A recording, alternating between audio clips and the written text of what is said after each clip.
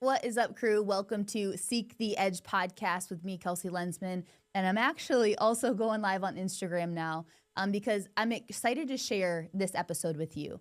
Our goal through Seek the Edge, through Xpand Your Limits, is to challenge you outside of your comfort zone so you can tap into the God-given potential inside. And as I'm having a moment of pause right now. We just wrapped up a lot of XYL events from the fall. Personally, me, I just wrapped up also competing in HYROX in Chicago. And I'm in a moment of an exhale. And what I wanted to do was share with you 5 lessons I've taken from 2025. And I'm going to challenge you and encourage you, whether you're on Instagram here, whether you're on the podcast as well, or YouTube, is take a moment over these next couple weeks. Doesn't need to be a whole hour, doesn't need to be too long, but take a moment and allow yourself to brain dump. What are some lessons that you've taken from 2025? Whether it have been a beautiful year, whether it been also a challenging year, is give yourself the opportunity to learn from 2025. And put the social media away, put your phone away, put all the stimulation away, and ask yourself, you're a praying woman, pray. Ask yourself, what lessons have I learned, or what lessons do I want to take with me going into 2026? So what I'm going to share with you are my top 5. And to give you context, like I said, I just got off of a pretty big sprint season. It started off, I think the car accident started off end of July, I had that end of July. Then we went into a pretty intense Women Expanding Limits, our biggest event here in Columbus, Ohio, prep.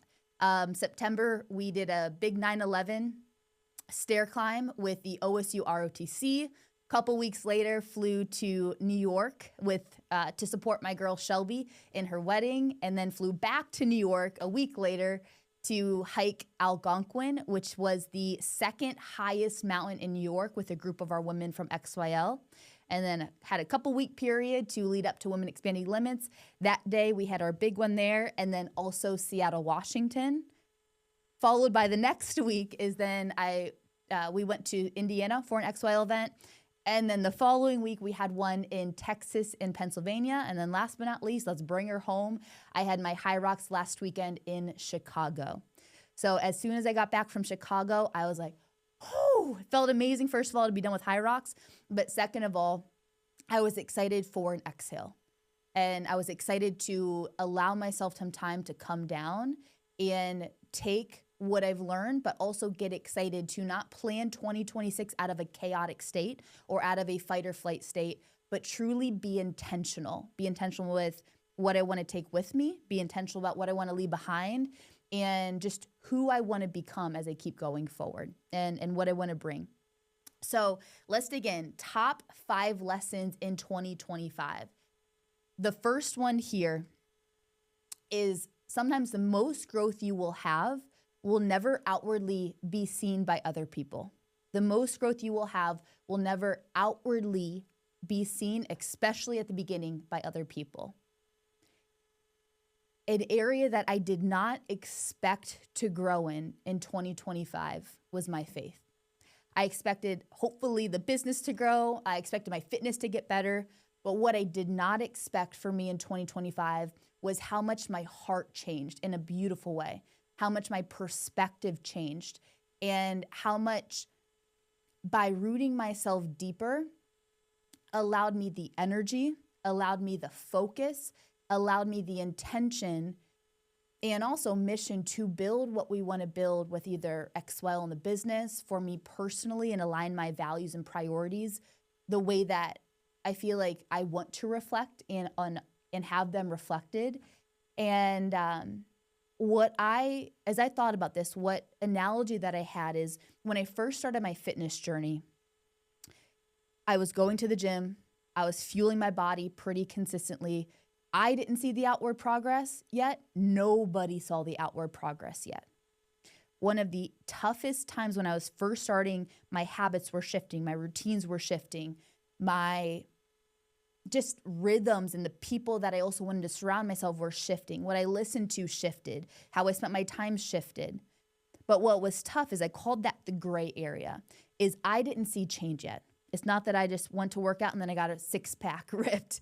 It's not that I just went to work out and like all my hopes and dreams fitness-wise were here.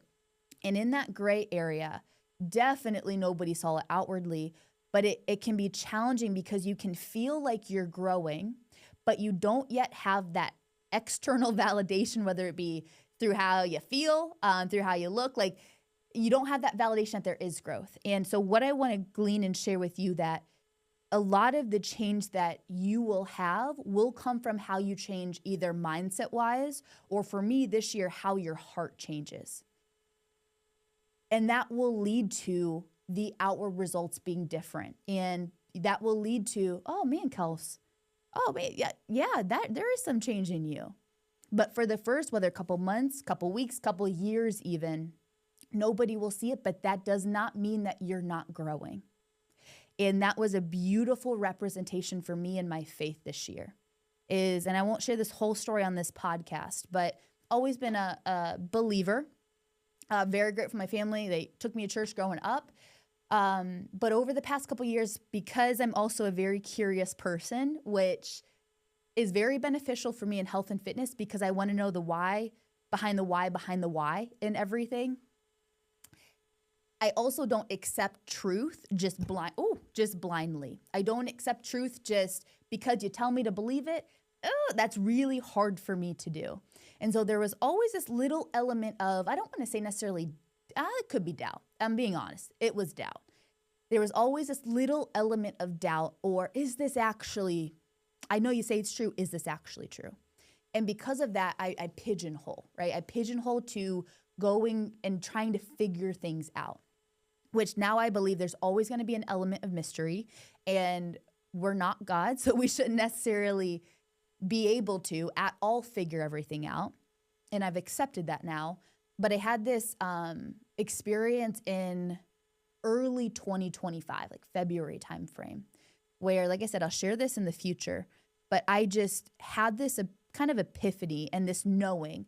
I knew that I knew that I knew. It was the Bible verse for me where Jesus says, I am the way, the truth, the life.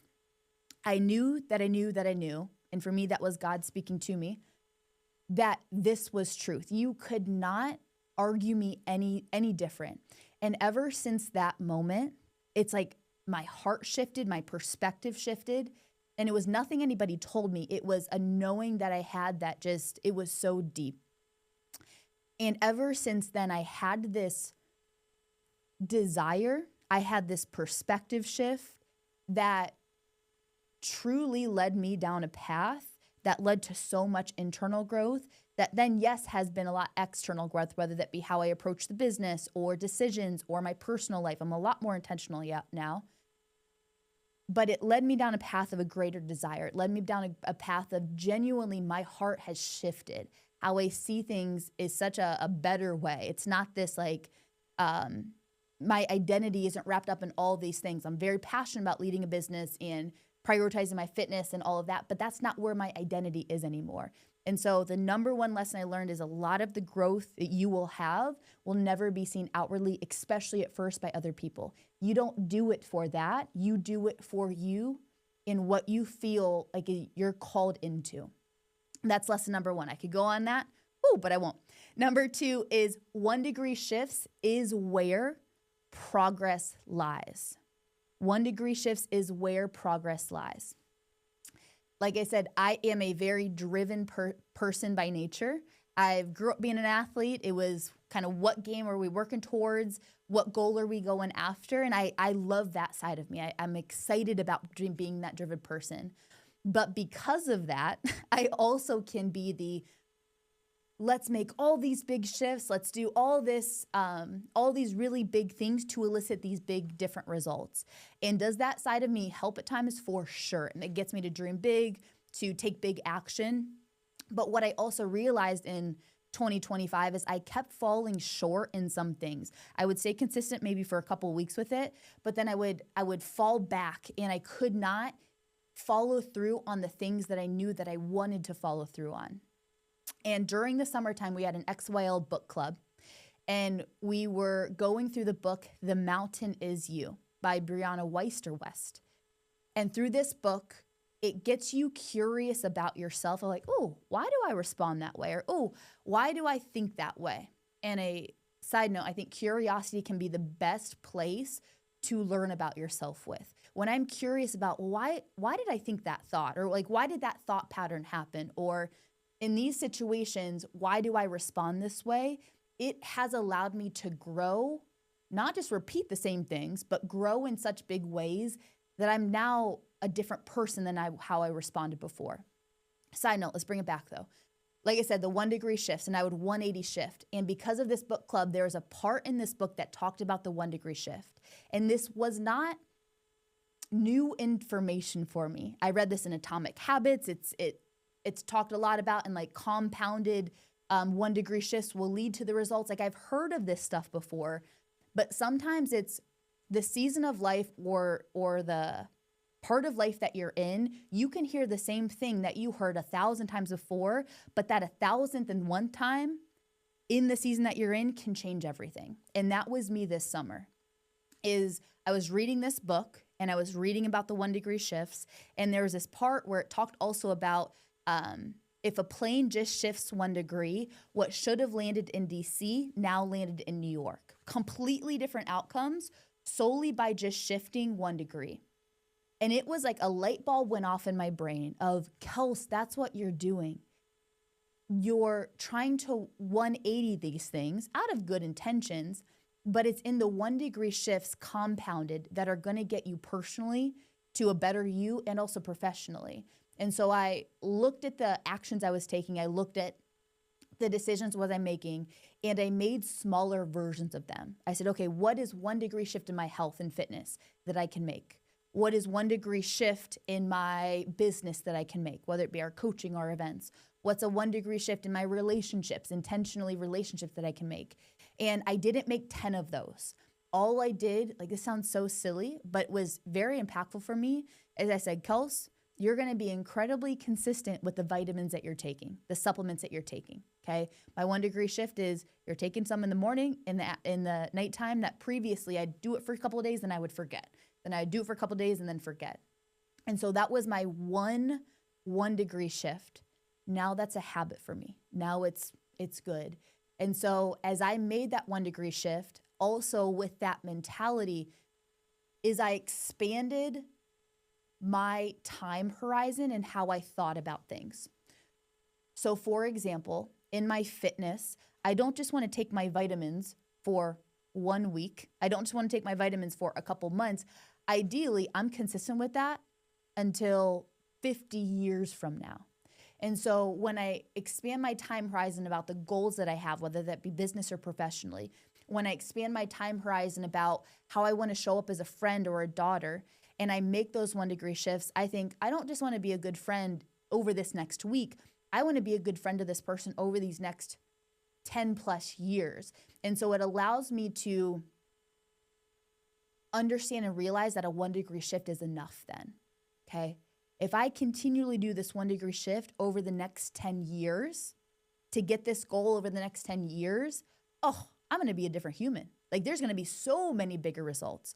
But if I just try to 180 shift this thing and I'm only consistent for a week, it's going to lead to a lot less progress, And so lesson number 2 is 1 degree shifts are where progress actually lies. And I will still dream big. I will still pray big. I will have really big action. But as I'm thinking about that, what I'm not doing is overcommitting. What I'm not doing is then falling short because I'm thinking, let's do all these big things, and then I can't follow through. Number 2. Okay. Number 3 is community doesn't happen by accident. It happens by intention. I learned this one in a beautiful way this summertime. Is my brother ended up graduating from his PhD. He's a hotshot PhD. And then a couple weeks later, he ended up getting married. And I spent probably collectively 3 or 4 weeks with my family. And it was so fun. Like it was such a good time. And I'm not just saying this because they listen. I'm saying this because I really do mean it. It was such a beautiful time. And some of you might relate to this, is I can have a tendency to get into my routines, to get into the goals that I'm working towards. And I'm not proud of this, but I'll be very honest, just forget about everything outside of it. Okay. I am trying to become, but I'm not that friend that will just call you every other day or once a week just to like, hey, how you doing? I want to become that, but I just have never really operated that way before. And it's almost like out of sight, out of mind. And what I realized through spending so much time with my family, also just having a lot more time being spent with friends outside of the business or just the fitness goals I'm working towards, is I realized the level of intention that I want to bring to curating the people around me and pouring into the people around me. And I'm not somebody that I can have 20 friends and expect myself to pour into all of them. Like, I'm very also honest with what I can give, and I don't overgive. But community truly comes with intention. It comes with me intentionally asking myself, who do I want to pour into? What relationships do I want to water? And instead of just forgetting them or not thinking through them, I'm being really intentional. Who do I want in my life? Or if they're already in my life, who do I want to pour into those relationships a little bit more? And that is a lesson that I'm very much gleaning from 2025, because I've realized how much community matters. Not just I love you guys on social and I love you guys that are listening via YouTube or podcast, but also community in person. Who do I want to physically surround myself with in person? Who do I want to keep in my inner circle? What family relationships do I want to be intentionally pouring into? And that's where, on lesson number 2, those 1 degree shifts come in. That's where those 1 degree shifts really lean into, okay, how do I pour into those better? Okay. So I'm learning to be intentional with my people in my life and allowing that to very much grow. Number 4, last 2, is receiving is greater than proving. Let me preface this, that I'm still much you gotta work hard. I think in today's culture, it can seem very much like, well, just think about, visualize your goals and poof, it's going to happen. And that is not true. I'm going to be very honest with you. That is not true. Yes, we want to be clear and aligned with the goals that we're going after, but there definitely still is an element of grittiness and hard work that is going to need to be pulled in. If you saw behind the scenes this year, whether it be with my team, the people in my life, like, there had to be an element of grittiness to pull together what was pulled together this year. And I'm very grateful for all the people that poured into it. But also to align up with lesson number 1 from a faith lens is I grew a lot in my faith. And what I realized I was doing is I was trying to prove a lot. And by proving, it comes from just a fear, but by proving, it was just me running and spinning my wheels and trying to operate out of this self-reliance, to muscle my way through, to make it happen, to make it work. And it wasn't actually based in a good identity for me. It was very much like a proving-based identity. Well, if I do this, then I'll feel this. And what I realized, it was just based out of a fear that I had, a fear either that I wasn't good enough, and it has nothing to do with anybody in that life where it came from. It's just a belief that I curated. It had a fear of either failing. It had a fear of perception of other people. And if I keep operating that way, not only am I going to drain myself, XYL, the mission that I feel like I'm called here to lead, is going to be a quarter of what it could be. And so as I grew in my faith, I learned a lot about identity. I learned a lot about who God says that you are, not who we say that we are, who God says that we are. And oh my gosh, did I realize the game has changed. I realized how much it is truly to be receptive to receiving, not just trying to earn it. Okay, whether that be not just from a faith lens, nothing is workspace from a faith lens, but just in life in general, receiving help, receiving guidance, receiving the support and love that people want to give me. And I was with a athlete of ours a couple weeks ago, and I told her one of the easiest ways for me to practice receiving, which sounds very silly, but it's not when you think about it, is when somebody gives you a compliment, telling yourself or telling them, I receive that. Like, thank you, I receive that. And what you're doing in your brain is you're no longer operating out of this prove-based thought process. You're no longer operating out of this like trying to earn it, which I'm telling you, it will get you to get started. It will not get you to the big goals that he has for you. It will not get you to the place that you could get, by, yes, a little bit of muscle and hard work, and also receiving what he's already is going to give you. And so when I learned truly to stop proving, that is just draining, and also to start receiving, doors opened up for me. People came through with me, and my perception of things changed. When I was trying to fall back into old operating patterns, like I said, I still work incredibly hard, and I'm still very, I put a lot of grittiness to it, but it's no longer self-reliant, Kelsey. And I'm telling you, it's a pattern I'm gonna have to continually work out of, but it was game changer. Okay. And then last but not least is obedience over overthinking. I'll be honest, I'm not much of an overthinker. I'm more of a let's figure it out type of girl. I'm more of a let's keep taking a step forward and we'll figure out along the way. But what can happen, especially when you have big goals, let's talk fitness-wise. We have a lot of women that are a part of their fitness journeys here. When you have a big goal, you can overthink. Well, should I do this? Should I do that? Should it? And it can almost be paralyzing. And side note, I'm going to write a book next year, but it's along this thought process of whenever you have that nudge, whether it be to start a fitness journey, to go after this little dream, to whatever that be, pursue this. What can happen is all the doubt, the hesitation, the fear floods in, and then it's almost like we're paralysis by analysis, okay? We pause and we think and we overthink versus leaning in and going towards. And when I realized that my goal is to just be obedient, okay? My goal isn't to have everything figured out, but if I feel called and led to, for me, I felt incredibly called to start this business 8 years ago. I was scared out of my brains. I'm very grateful that people supported me.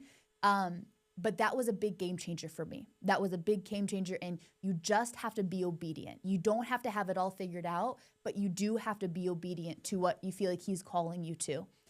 And that has led to a lot of new things and a lot of beautiful doors that have opened that otherwise I wouldn't have pursued because of fear and hesitation. So my challenge for you is just be obedient. Like I said, if you are a praying woman, pray. And whether that's, for me, I also was incredibly a lot more bold this year in praying with people and for people. I was so nervous about it.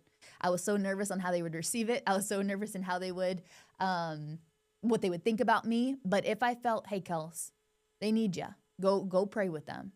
I did not hold back. And I'll tell you, every single time, it was not only received well, they're like, Kels, that's exactly what I needed. So challenge yourself in not overthinking. And your goal is to only be obedient. That's only the goal specifically for it. So when God nudges, move, and clarity will always follow courage. Okay. And like I said, there is one last little bonus in here. And what that little bonus is it's going to take hard work. It is going to take hard work. If you saw the behind the scenes, it was gritty this year. Personally, professionally, it was very gritty. Okay. And like I said, you're going to see a lot on social media about, it just drives me crazy, about manifest this in 2026. All of these things that can make you believe if I think about it enough, if I focus on it enough, I'm just not envisioning it enough, that poof, then it's going to come. It's going to take action. Yes, it's about, like I said, getting clear on your goals, getting clear on where you're headed, but man, is it going to also take some action. And so allow yourself to lean into that. Don't lean away from the hard work. Don't lean away from the work that it's going to take to get there. But like I said, be obedient, lean in, and also show yourself that, I got to get my hands a little bit dirty. I have to be able to do the action and take the work going forward as I am. All right.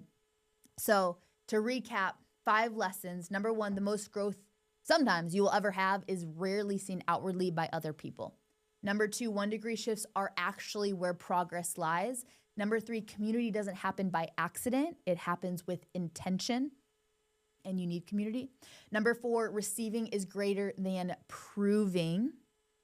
And then number 5, be obedient. Obedience over overthinking, okay?